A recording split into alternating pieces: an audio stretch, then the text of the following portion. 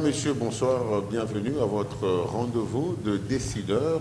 Nous sommes ce soir particulièrement avec vous dans un climat de confinement. Vous allez certainement le constater. Notre invité de ce soir ne sera donc pas accompagné d'un public qui devra, comme habituellement, accompagner les invités. Mais aujourd'hui, nous recevons pour vous le professeur Banza Malalé. Il est notre décideur de ce soir. Prof, bonsoir. Bonsoir. Vous allez très bien? Très bien. Alors, vous êtes professeur d'université à la faculté de droit. Vous êtes également conseiller juridique de l'université de Lubumbashi. Vous êtes président du parti politique APRECO, Alliance de patriotes pour la refonte de l'État congolais. Votre parti est dans le groupement parlementaire AA-A de Push Mabilou. Ouais. Vous êtes membre du FCC également. Pas moins. Votre regroupement? AA, oui. Je dis bien, je suis dans FCC, pas moins. Voilà, vous êtes également député provincial. Exact. Alors, on va également... J'ai fui conseiller on va y arriver. Juridique oui. du recteur ou de l'université et je ne le suis pas maintenant. Ok.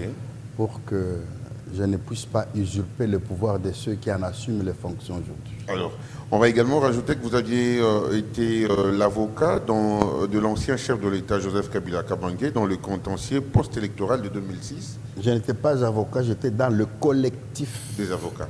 Oui. Et finalement, vous aviez été chef de la délégation ayant rencontré le président Mobutu dans l'affaire Liti Timboka.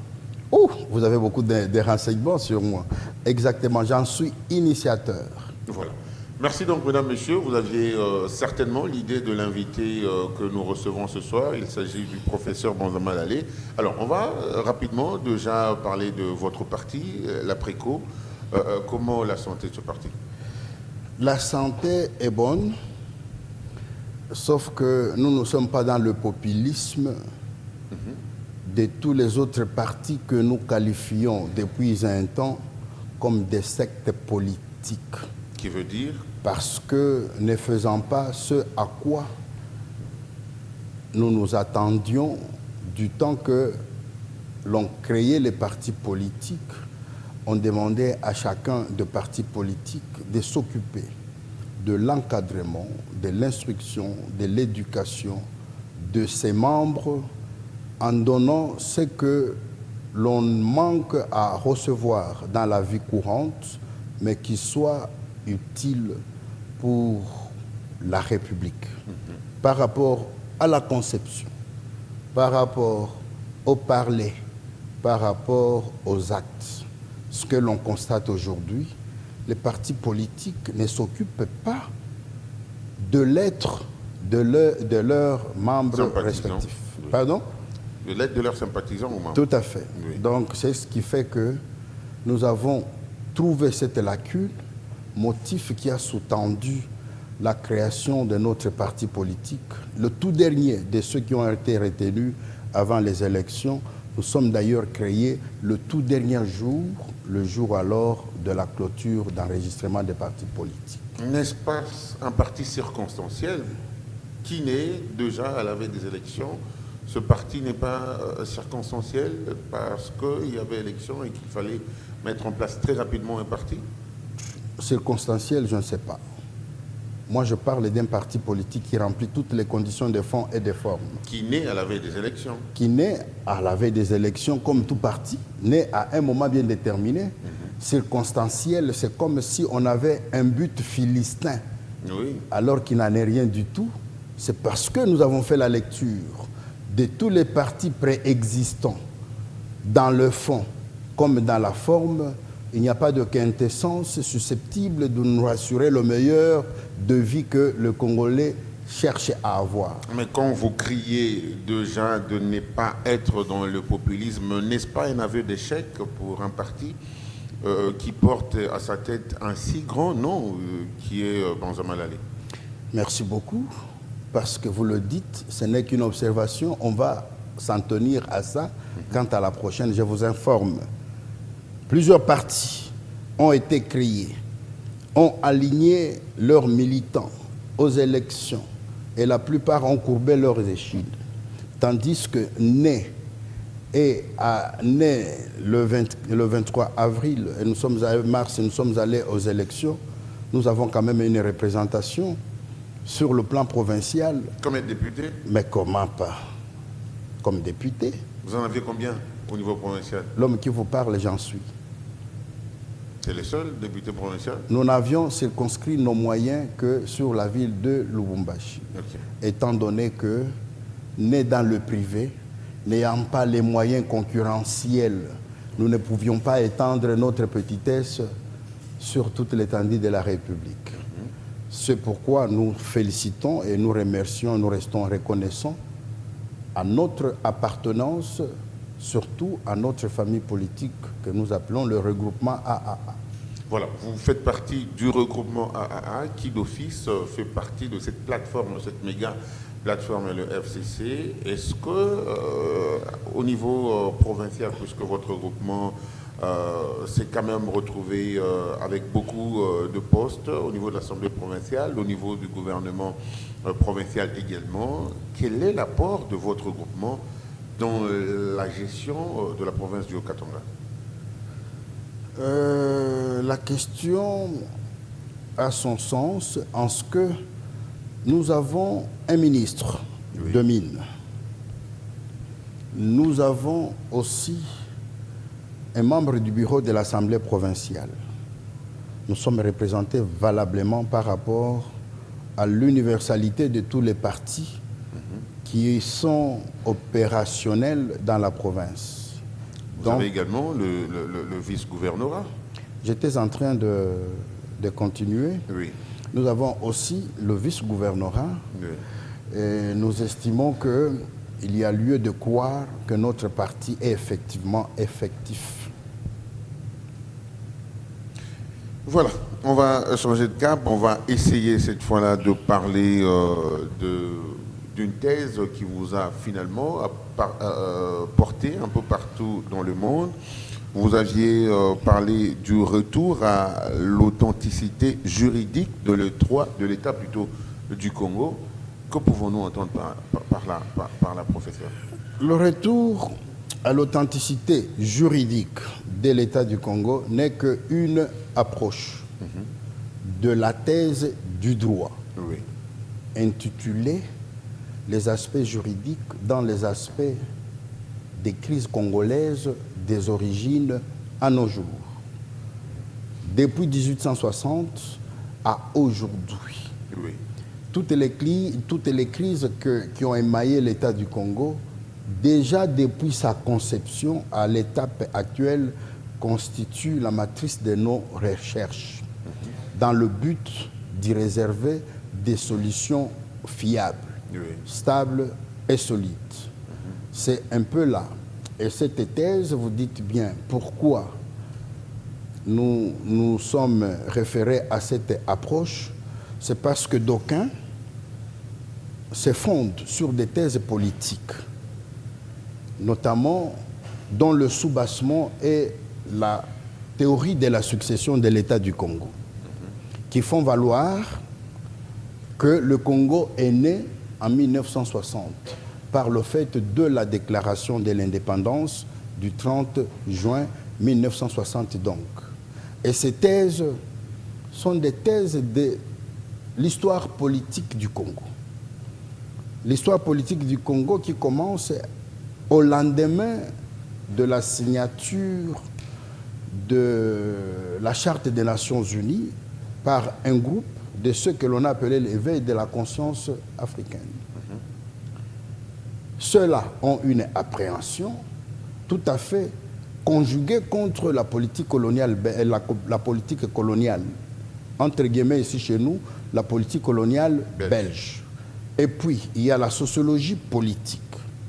La sociologie politique, l'état des lieux de la vie politique tel que nous l'avons, ça fait l'objet aussi de leur étude. Il y a l'économie politique.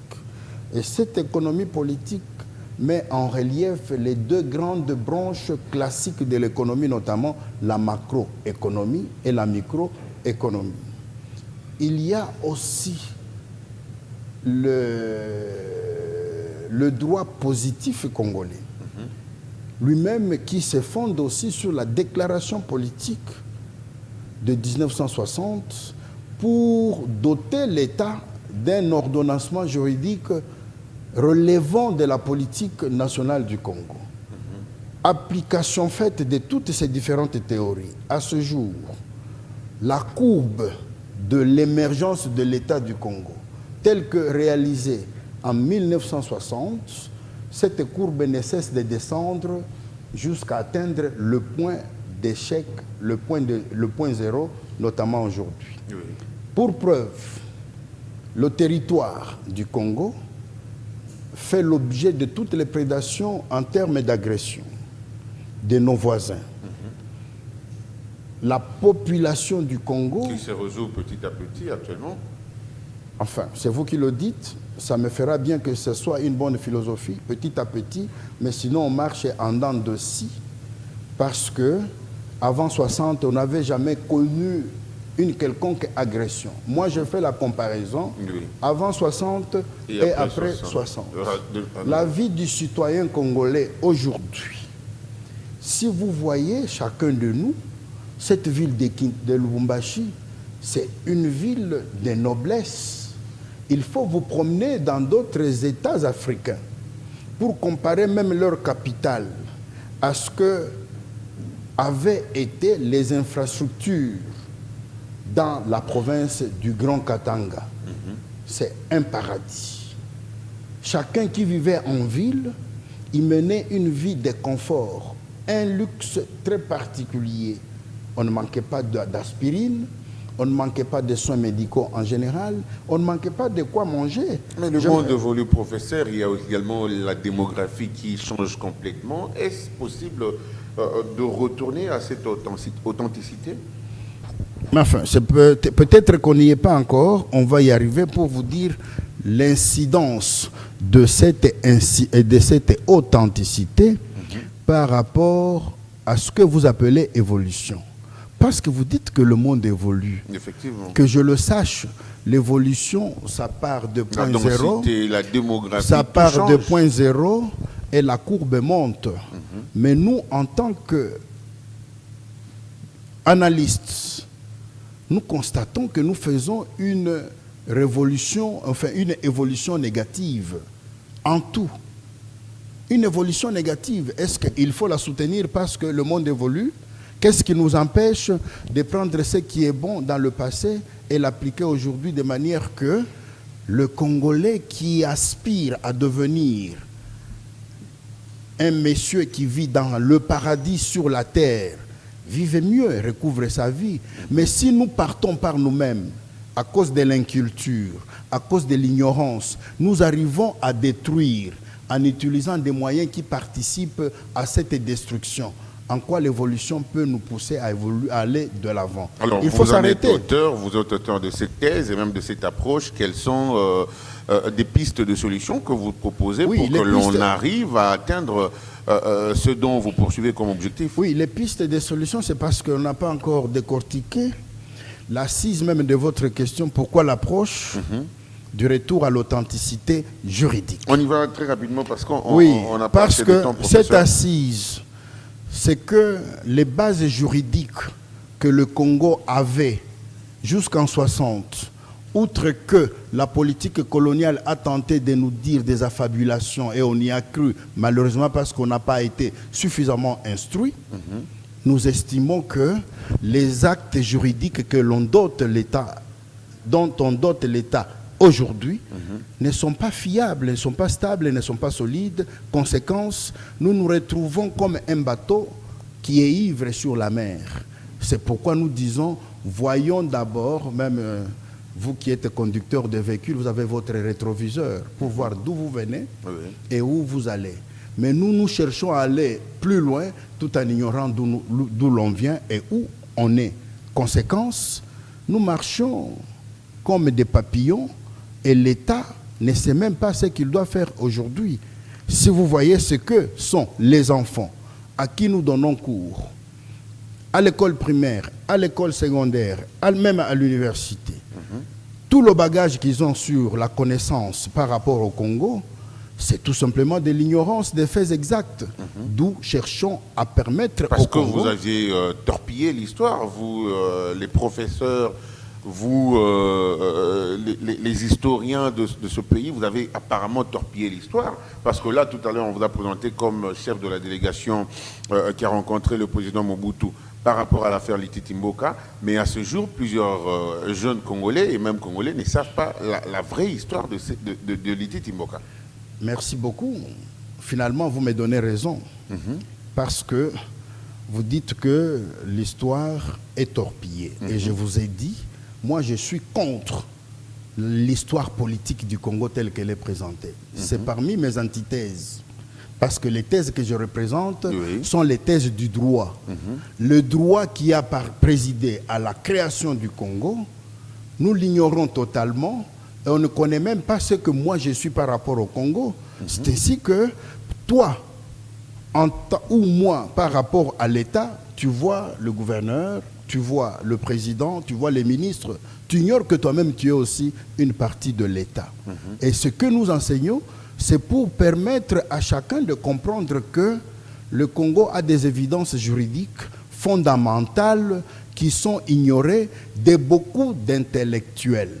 D'où cherchons à les mettre à la place publique pour que ça fasse l'objet d'enseignements, de connaissances et de maîtrises pour que l'on sache exactement avec le droit où est-ce que nous irons. Parce que nous chantons l'état de droit, d'aucuns ignorent ce que ça signifie et même l'origine du concept. Ce concept de l'état du droit, ça vient du Risisach, de l'école allemande, qui en donne deux sens, faisant la différence entre l'état de police ou l'état légal. Dans celui-ci, il y a les lois qui régissent tout. L'État lui-même n'est pas concerné comme une personne ayant des droits et des obligations. Mais tandis qu'il y a l'état de droit qui cherche à avoir son authenticité, son originalité, selon les engagements juridiques ou les actes juridiques qui eurent été fondés à sa conception et à sa naissance. Si je te dis aujourd'hui que le Congo était créé en 1806, tu n'auras pas à me croire. En 1876, en 1885, tu vas me dire, mais tu nous perds le temps. Or, c'est dans cela qu'il y a eu beaucoup d'engagements qui concernent le Congo par rapport à la vie que doit gagner le souverain primaire. Je te dis, et on me suit, quand on crée le Congo, c'était pour améliorer les conditions de vie du souverain primaire, de sorte que celui qui vit ici chez nous, au Congo, ne puisse pas envier celui qui est aux États-Unis en vertu du Bill of Rights, l'acte fondateur même des États-Unis d'Amérique. Mais ça, on ne l'enseigne pas dans toutes nos facultés, mais le professeur Banza a exhumé ça pour des raisons de recherche à quoi il s'est attaché. Voilà, professeur, on va donc revenir à vous très prochainement pour essayer de décortiquer la question, mais on va quand même rentrer dans l'actualité. Vous aviez tenu très récemment un point de presse dans lequel vous aviez évoqué la question de cette commission venue de Kinshasa pour statuer sur l'affaire Bakata Katanga et Gédéon Kyungu Mutanga. De quoi il a été question dans ce point de presse? De quoi était question? Exactement. Exactement. Oui. Je n'ai pas stigmatisé la commission qui est venue de Kinshasa. Par contre, vous l'aviez finalement, vous l'attendiez, mais bien que venu en retard. Non, je ne l'ai pas stigmatisé, sinon ça pouvait être la préoccupation de mon point de presse. Mais ici, j'étais en train de m'insurger contre le génocide que le Katanga venait de subir par le fait de l'extermination d'un groupe bien déterminé des Katangais à qui on a donné une étiquette. On me dit par les uns, ce sont les Bakata Katanga, pour les autres, ce sont les Mai Mai.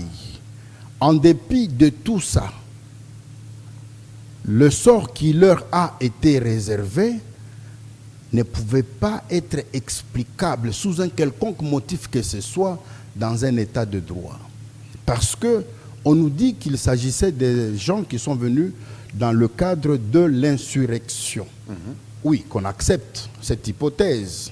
Tous les corps et le sang. Pourquoi vous appelez ça hypothèse, professeur? Parce qu'on a vu c'est tous pour qu'il y a que... eu des alertes, il y a eu incursion très matinale dans différents coins de la province et des gens qui ont été par-dessus tout armés.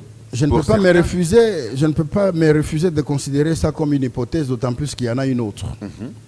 La première hypothèse, c'est celle que ces gens-là ont été armés pour troubler l'ordre public dans la ville ou dans nos villes. Oui. Mais les corps qui jonchaient, que l'on a exposés, le sang que l'on a vu, je n'ai pas vu, sauf que je chercherai pour celui qui a les lunettes, notamment vous, de voir un peu clairement s'il y a un corps au côté duquel on a vu une seule arme à feu. Il n'y en a pas eu. Mais bien au contraire, nos frères de Kasumbalesa, j'ai même vu qu'on les a liquidés à coups de briques, parce qu'il y a même des briques qui sont là-bas. Donc vous comprenez, ça c'est une démarche qui ne peut pas exister dans une république. Quelle que soit la gravité de fait, ce que l'on aurait dû faire, parce qu'ils étaient faciles à être appréhendés, à être maîtrisés, c'était de les arrêter et les mettre à la disposition de la justice. Et la justice faisait son travail. Mais quand on doit se donner le pouvoir, celui d'aller mettre fin à la vie d'une personne, les gens ne comprennent pas pourquoi même Dieu au ciel a refusé qu'une personne tue une autre. C'est parce que chacun de nous est créé à l'image de Dieu. Et derrière moi, il y a toute une postérité. De génération en génération, il y a peut-être un Abraham quelque part. Mais vous aurez tué celui de qui il pouvait venir. C'est comme ça que le monde est maudit. Donc à ce jour, on peut dire que vous aviez toutes les informations. Aucun de ces incursionnistes ou de ces miliciens ont été armés et que finalement les forces de l'ordre ont utilisé une force non appropriée face à cette situation? Et même quand on cite les forces de l'ordre, ça vient de votre bouche, je ne voudrais pas que ça soit ma position, mais ce que je voudrais vous dire, le peu d'images que l'on nous présente, moi je ne vois pas un militaire en tenue militaire qui a tué avec une arme. Je ne vois pas un policier en tenue de police qui a tué avec une arme. Mais bien au contraire, le sang est là. Mais il y a eu des gens en tenue civile qui scandaient des chansons et ils tiraient avec leurs armes en l'air. Ce n'étaient donc pas des militaires. S'ils sont alors des militaires, c'est tout simplement un commando. Et c'est ce qui est déplorable. Si on doit vivre un commando qui doit opérer de cette manière-là, donc chacun doit être sur son qui-vive. Hier, c'était le tour de ceux qui sont assassinés. Le prochain tour, ce sera pour des gens que nous ne connaissons pas. Alors, donc, professeur, vous êtes député provincial. Pourquoi ne pas apporter cette question au niveau de l'hémicycle? Pardon? Pourquoi ne pas aborder cette question au niveau de l'Assemblée provinciale? Il n'y a que vous qui ne savez pas que nous sommes en confinement. Non, mais le service minimum est en exécution. Il n'y a que vous qui ne le savez pas.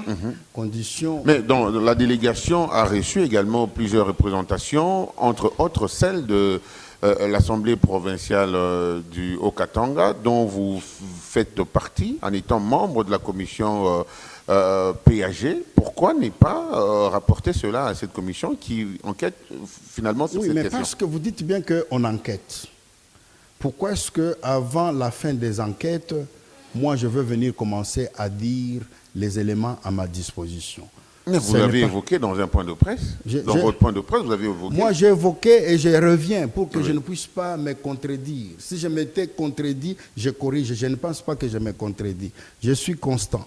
Ce que j'avais dit, c'est le sang de ceux qui sont morts et qui constituent l'objet d'un silence à tous les niveaux. Kinshasa s'est réveillé avec beaucoup de retard. J'ai parlé de plusieurs heures, de plusieurs jours qui se sont écoulés pour venir nous donner la toilette, la lumière autour de la question. Déjà, aujourd'hui, si nous comptons le nombre de jours, vous et moi, nous n'avons pas l'information officielle des faits tels que ça a été perpétré. pour vous dire que l'État n'est pas gouverné. Et c'est comme ça que j'ai chuté.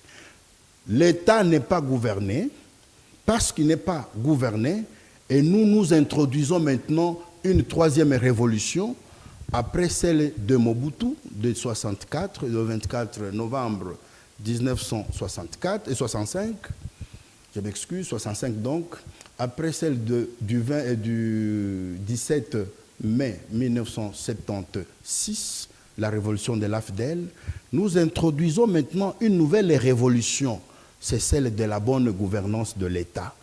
Que chacun, là où il est, se considère comme l'État que nous voyons ici. Le Congo, c'est un patrimoine d'abord personnel. Le Congo m'appartient à moi. Les droits de souveraineté de l'État du Congo, dans ces droits-là, il y a ma fraction. Donc, je défendrai l'État en tout lieu et en toutes circonstances. D'où ceux à qui nous donnons le pouvoir pour diriger l'État du Congo, ils doivent assumer leurs actes en âme et conscience, si pas en bon père de famille. À qui faites-vous allusion, professeur? Au niveau national ou au niveau provincial? À qui faites-vous allusion quand je parle de l'État? L'État, c'est quoi? Il y a un État provincial ici. Je parle de l'État. Peut-on circonscrire le cadre dans lequel s'est déroulée finalement cette question dont nous abordons? C'est une question de droit administratif. Elle est très vaste parce que vous n'aurez pas à me donner beaucoup de temps pour expliquer les nuances qu'il y a.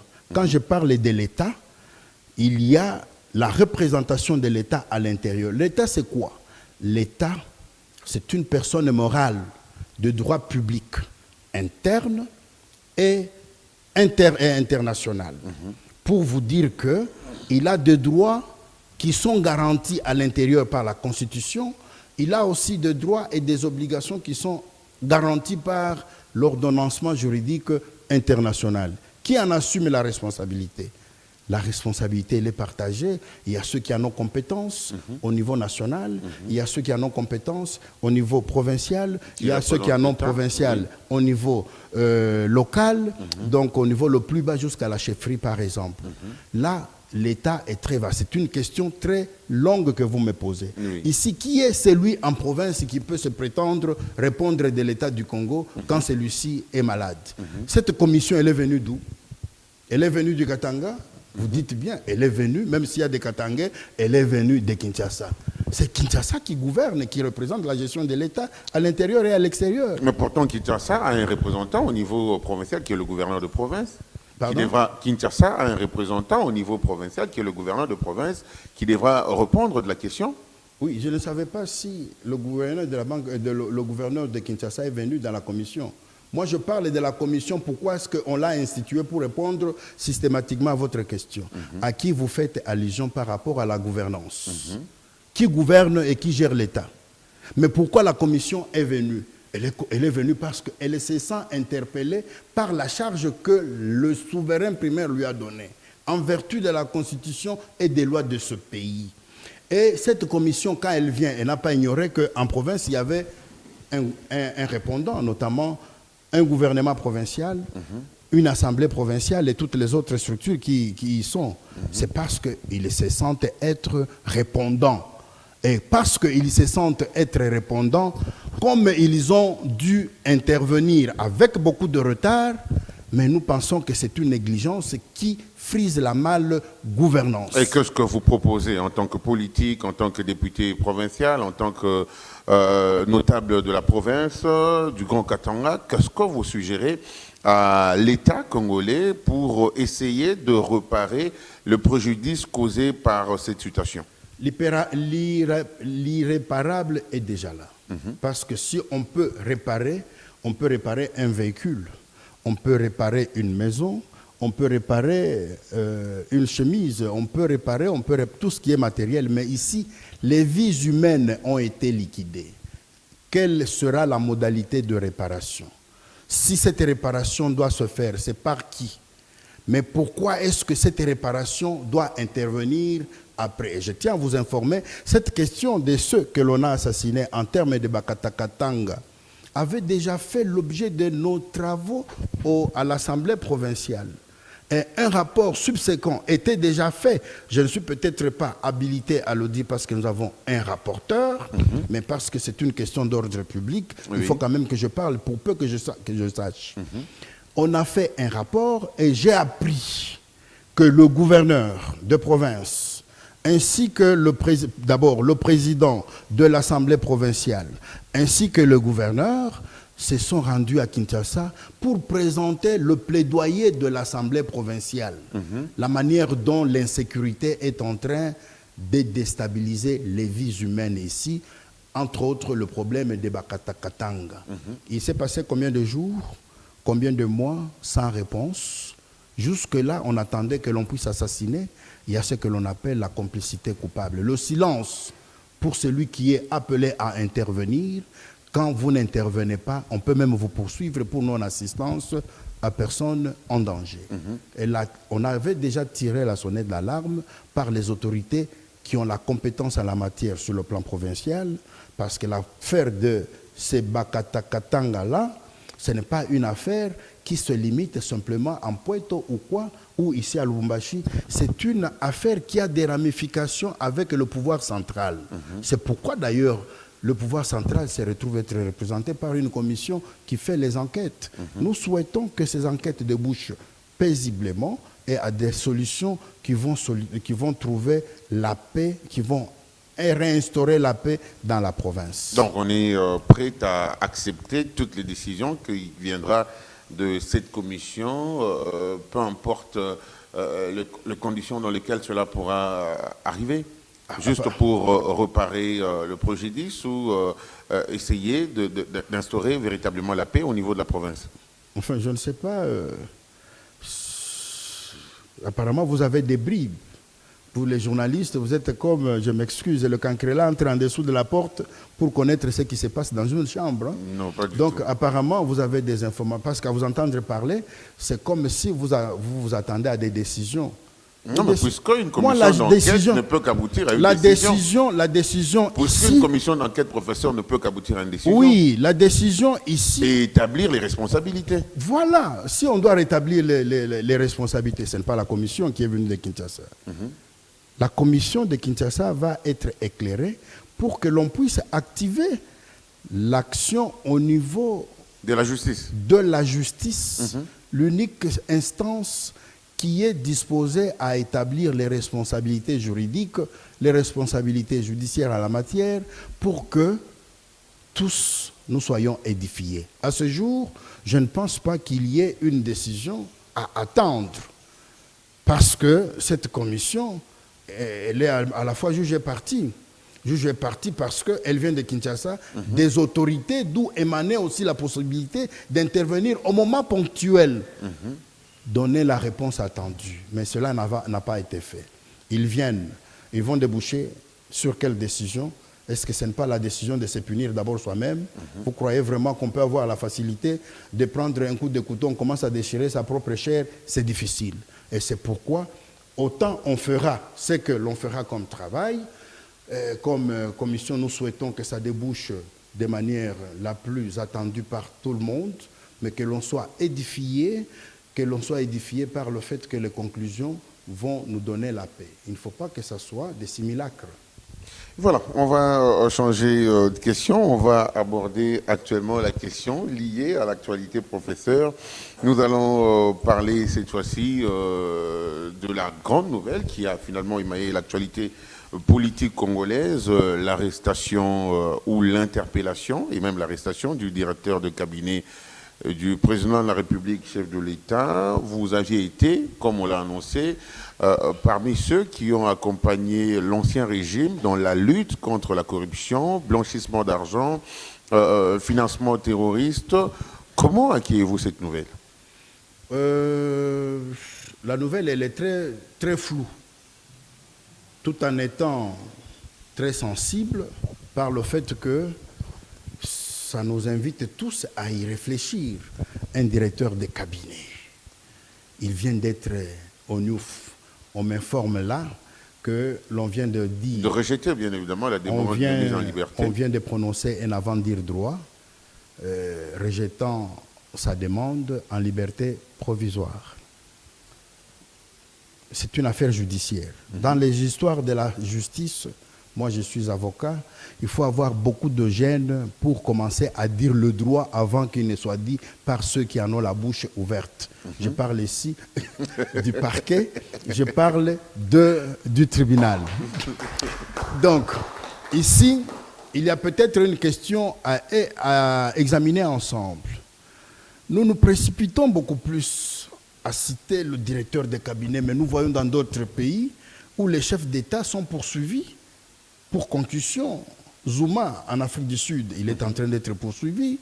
En France, j'ai entendu, Sarkozy lui-même a été cité. Il n'y a pas longtemps, on parlait de feu Chirac. Donc ce sont des démarches tout à fait normales pour un État qui se veut être civilisé. Mais nous réfléchissons beaucoup plus en termes des conséquences au lieu de connaître les causes. À mes analyses, celles qui émanent de ma petite connaissance, je pense que nous devons nous arrêter pour réfléchir sur la question. 1. C'est l'argent qui a été détourné pour le programme de 100 jours. Ce programme-là, c'est une loi. Ce programme-là a été consacré par qui? Nous sommes dans un État où il y a séparation de pouvoir. Le chef de l'État, en vertu de l'article 64 de notre Constitution, nous avons 4 institutions. La première institution, c'est le président de la République. Il a la personnalité juridique établie déjà par la Constitution quant à ce. Le directeur de cabinet n'est pas cité par la Constitution. Et l'acte qui fixe l'organisation et le fonctionnement du cabinet du chef de l'État, ce n'est même pas une loi, ce n'est qu'une ordonnance. Donc la volonté du chef de l'État. Donc ce n'est pas opposable au peuple, c'est-à-dire à la population, par rapport à l'émanation des lois que nous appelons le Parlement. De 2, il y a l'institution du Parlement, l'institution 3, du gouvernement et l'institution des cours et tribunaux. Voilà les 4 institutions. Il est reconnu de manière spécifique par la Constitution et les lois de ce pays. Il n'y a que duquel se trouve un Premier ministre avec un programme pour lequel il va obtenir la confiance du Parlement. Et le programme est coulé en une loi, et depuis que c'est coulé en une loi, cette loi est soumise à l'exécutif pour son exécution. C'est-à-dire au gouvernement pour son exécution. Et le Parlement commence à suivre et à contrôler. Mais tandis que le chef de... Si je peux terminer. Tandis que le chef de l'État, il ne lui est pas reconnu de venir avec un gouvernement, un programme parallèle. Ça, c'est 1. De 2, de par l'esprit de la Constitution, le chef de l'État est le petit frère de Dieu dans notre pays. Il est intouchable. Personne ne peut conjuguer son effort pour aller l'interpeller, sous une quelconque forme que ce soit. Mais dès lors qu'il monte un programme, ce programme est opposable à lui, mais qui est celui qui va contrôler son exécution? C'est là le grand malaise en termes de droit constitutionnel. C'est pourquoi je me dis, il faut que l'on sache, cette affaire risque de nous conduire à un résultat inattendu. Ça veut dire quoi? Oui, inattendu, c'est quoi? Parce que dans le contexte actuel... Kamer est directeur de cabinet. Qu'est-ce qu'il est? Il est un monsieur généralement quelconque. Il n'a pas de personnalité juridique en tant qu'institution. Il ne bénéficie donc pas même d'une quelconque immunité. D'ailleurs, c'est le tribunal de paix qui doit le juger en cette matière, s'il y a effectivement détournement.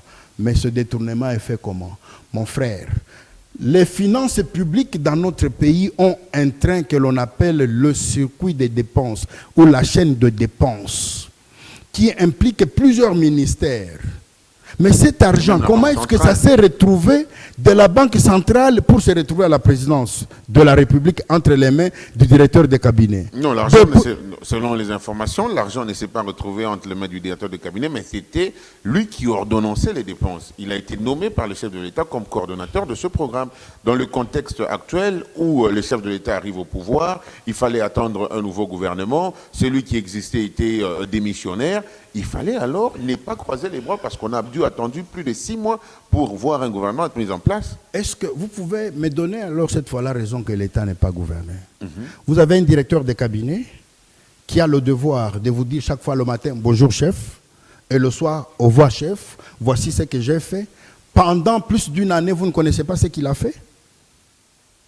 Il y a combien de temps qui s'est passé pour que nous arrivions aujourd'hui à l'éclatement de cette affaire? Mais une enquête prend généralement du temps. Non, mon frère. Ce n'est pas aussitôt qu'il dit au chef de l'État que j'ai dépensé 50 000 que le chef vérifie qu'il a réellement dépensé 50 000. Non. Ne traînons pas beaucoup de temps là-dessus pour que l'on ne puisse pas donner raison au professeur Banza. Alors, quand professeur, il dit quelle lecture que l'État n'est pas gouverné. Quelle lecture faites-vous de cette situation? Est-ce qu'une avancée politique d'un État de droit ou finalement ceci est stigmatisé par certains cadres politiques de notre pays? Oui, un État de droit, je venais déjà d'en donner les deux définitions. Effectivement. Est-ce que nous y sommes? Non. L'État, quelles sont ses obligations? Quels sont ses droits? C'est ça l'État de droit. Et vous qui assumez la gestion de l'État dans une quelconque parcelle de pouvoir qui relève de votre compétence, sachez bien que vous devez à tout moment poser la question à la loi.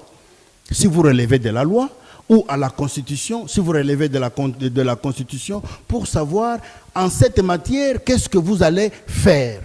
Dernièrement, nous venons d'être frappés d'une grande mesure qui est salutaire par ailleurs, celle de l'état d'urgence dans lequel on vient de placer l'État congolais, les citoyens congolais, pour des raisons de la pandémie qui est en train de frapper sans pitié l'humanité.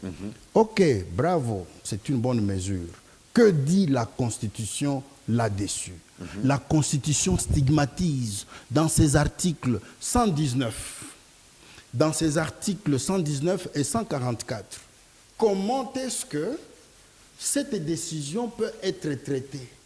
Cette décision doit émaner du congrès des deux chambres. Donc il fallait attendre que le Congolais meure, professeur, après cette pandémie, pour que le chef de l'État convoque le congrès et finalement proclamer l'état d'urgence devant le congrès. Entre-temps, les paisibles Congolais meurent. Ne faites pas deux poids, deux mesures. Quand vous parlez de l'état de droit, on évite les excès de zèle. On évite toutes les erreurs qui démontrent qu'il y a des gens qui ont des biceps qui peuvent agir en tout lieu et à tout moment. Vous l'aviez dit tout à l'heure que le chef de l'État était le petit frère de Dieu dans notre Constitution. Mais à condition que, je l'ai dit, sauf si.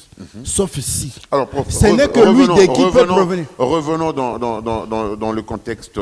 Nous parlons de l'arrestation du directeur de cabinet. Ça vous intéresse cette question? Est-ce c'est là une avancée démocratique?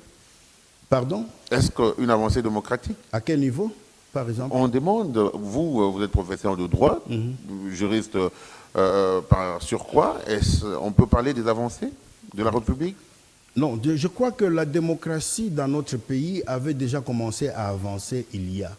Depuis que le maréchal Mobutu, en date du 24 avril 1990, a déclaré la déchéance du MPR parti-État. Il ouvre la fenêtre ou la porte de la démocratie, mais il ne réussit pas à mourir, à poser les actes ou les bases de la démocratie avant sa mort. Fort malheureusement pour lui. Ceux qui sont venus, notamment Joseph Kabila, a dû mettre le ciment sur la démocratie dans notre pays. La démocratie existe déjà. Et pareille situation n'est jamais... Ce que vous dites, ce n'est pas la question de la démocratie, on risque de confondre. Oui. Parce que la démocratie, nous la voyons simplement dans son aspect politique. Or, quand vous lisez la Constitution dans son préambule, la deuxième phrase, on stigmatise qu'il faut la démocratie politique, économique, sociale et culturelle. Oui, l'avancée, à quoi vous faites allusion, c'est à quel niveau? Point d'interrogation. Mais que l'on arrive à arrêter quelqu'un, ce n'est pas la démocratie. Si vous allez ici au parquet, vous allez trouver des détenus, vous allez au tribunal, on va vous orienter. Pour détournement, professeur, il ne faudrait pas qu'il y ait amalgame. On ne va pas quand même évoquer la question d'un monsieur arrêté au parquet pour avoir volé une poule, mais pour détournement, pour blanchissement d'argent par exemple, pour ce dont vous aviez milité aux côtés de Joseph Kabila en étant conseiller principal de Luzolo Bambi. On a l'impression que dans votre République, il n'y avait pas eu de détournement. Il n'y avait que de saints dans cette République. Oui, c'est ça un peu. C'est parce que cette question est très complexe. Pourquoi? Parce qu'il s'agit d'une infraction de droit commun quand on parle du vol, quand on parle du détournement, quand on parle du blanchiment de capitaux, quand on parle du financement terrorisme. Ce sont des infractions de droit commun. Elles existent dans le code pénal. Et à ce titre-là, ce n'est pas forcément nécessaire que l'on crée une structure parallèle au parquet. C'est le conflit ou le combat que Luzolo, mon chef, a rencontré de tout le temps que nous sommes restés ensemble. Pourquoi? Parce qu'il y a eu conflit de pouvoir. Maintenant que l'on arrête ceux qui sont en train de détourner, on les a tous... habilité d'arrêter, contrairement à vous. On doit arrêter, on a toujours arrêté aussi. C'est parce que vous ne dormez pas au parquet. Mais c'est quoi la crainte autour de cette arrestation, professeur? Est-ce qu'il y a-t-il une crainte? Moi, c'est toi qui en soulève, qui en fait un problème. Non, mais pas parce important. que vous parlez de retombées. Est-ce qu'il y a-t-il une crainte à évoquer là-dessus? Non, il n'y a pas de retombées, il n'y a pas de crainte. Vous aviez évoqué D'abord, nous saluons. de l'avenir. Moi, je suis le premier à saluer l'arrestation de quiconque se trouve dans les draps du vol, dans les draps du détournement, du blanchiment des capitaux, même du financement du terrorisme. C'est ça mon moi. Bref, c'est pour la bonne gouvernance. Ces personnes-là, c'est qui? C'est ceux qui gouvernent. Ceux qui gouvernent. Quand est-ce qu'on les corrompt? Quand est-ce qu'ils détournent? Quand est-ce qu'ils volent? Ils le font comment et avec qui? Ça doit être tout un orchestre. Et cet orchestre, comment est-ce qu'on peut en extraire l'un des maillons le plus important? C'est ça la question que je pose. L'orchestre doit être démantelé alors. Pardon? L'orchestre doit être démantelé. Tout à fait, tout à fait. C'est pourquoi je dis, nous ne sommes qu'à la phase des enquêtes. Vous risquez de voir l'issue de ce dossier être absorbé par un silence artistique à cause de la dangerosité de la nature du dossier. C'est quoi le danger, professeur? C'est quoi le danger dont vous évoquez? Non, le danger, quand vous dites que le professeur Banza est concerné, quand vous dites que tel est concerné, tous ceux qui sont... Je vous ai bien parlé au-dessus de la loi. Si le professeur Banza est concerné, si le chef de l'État lui-même, par exemple, est concerné, si l'ancien ministre, je ne sais, de Finances est concerné, c'est ça ma phrase est bien nuancée. J'ai dit ceci, vous risquez de voir cette question être noyée, être sombrée dans le silence, compte tenu du caractère dangereux qu'il porte. C'est-à-dire, ça risque d'être un tourbillon qui va prendre tout le monde et la République n'aura plus de chef. Merci, professeur. On est à la fin de l'émission, on va chuter avec cette convocation du Congrès au niveau de l'Assemblée du Parlement, la Chambre haute et la Chambre basse. Quelle lecture faites-vous par rapport à cette question? Vous aviez déjà évoqué tout à l'heure les irrégularités dans lesquelles ont été convoqués l'état d'urgence. Est-ce que c'est pour conformiser cet état d'urgence? Merci beaucoup. Je ne savais pas que vous aviez une pareille question. Si j'avais su qu'elle était là, je me serais tu pour y répondre maintenant. Or, j'ai déjà répondu substantiellement. Maintenant, ce qu'il y a, c'est quoi? Parce que le Parlement doit se réunir. Si on statue, les deux chambres statuent sur l'opportunité, l'inopportunité ou l'aménagement ou la modiation de cette grande décision que l'on qualifie de l'état d'urgence sanitaire.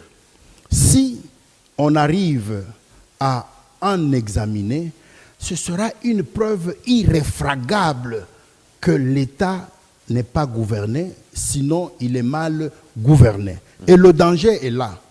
Vous ne pouvez pas combattre les autres parce qu'ils font, mais vous-même, vous êtes aussi dans les mauvais draps par le fait de prendre des décisions qui ne sont pas prévues. Vous savez que l'infraction que le chef de l'État peut commettre est l'unique pour lequel on peut le poursuivre du temps. De haute trahison? Oui, celle de haute trahison. La haute trahison, on ne définit pas comme en code pénal l'étendue de cette infraction. La haute trahison, c'est une matière à la fois interprétée politiquement, juridiquement. On y met beaucoup d'interventions là-dessus.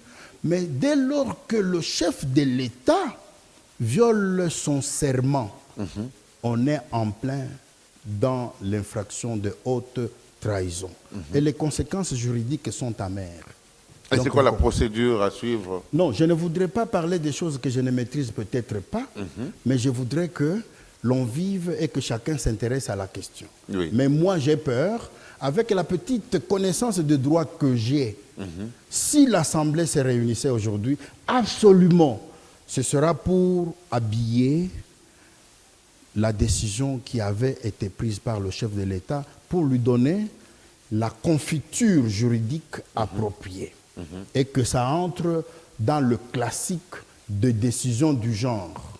Ça va être coulé en une loi organique, c'est sûr, qui va faire que toutes les parties soient concernées. Dès lors que l'on arrange déjà ça, c'est un coup de balle sur la tête du chef de l'État.